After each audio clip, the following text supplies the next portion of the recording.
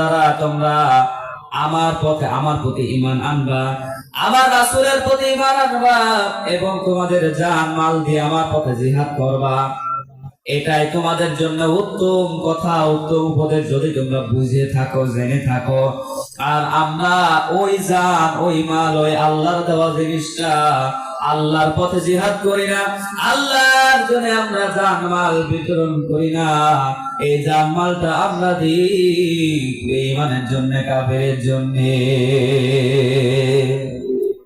যারা girlfriend boyfriend ওরা জান দেয় নিজেদের গার্লফ্রেন্ডের জন্য, আর মেয়েরা দেয় বয়ফ্রেন্ডের জন্য। আল্লাহর জন্য দিতে এরা রাজি নয়। আর যারা নেতার আজে বাজে নেতার পিছনে যারা থাকে ওরা জান দেয় নিজেদের ওই বাতিল নেতার জন্য। আপনার নেতা যদি কোরআন মোতাবেক নির্দেশ দেয়, আপনি আপনার নেতার জন্য জীবন দেন, কোনো সমস্যা নেই।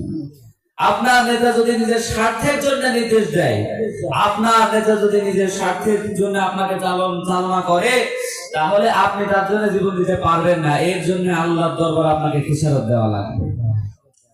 আমার যুবক ভাইয়েরা কি করে? আল্লাহ বলছে জীবন দিতে আমার পথে, কিন্তু আমার যুবক ভাইরা জীবন দেয় তার গার্লফ্রেন্ডের জন্য। আমার যুবক ভাইরা ভালোবাসা সব বিতরণ করে দেয়, হাত কেটে নাম লেখে, অ্যাসিড দিয়ে নাম লেখে, হাতের পরে ট্যাটু করে। ও যুবক ভাইরা, আল্লাহ এখানে কি বলছে ভালো করে শুনে যাও। আল্লাহ বলছে এমন একটা ব্যবসা, যে ব্যবসা হলো আমার পথে জিহাদ করো, জান মাল সব দিয়ে।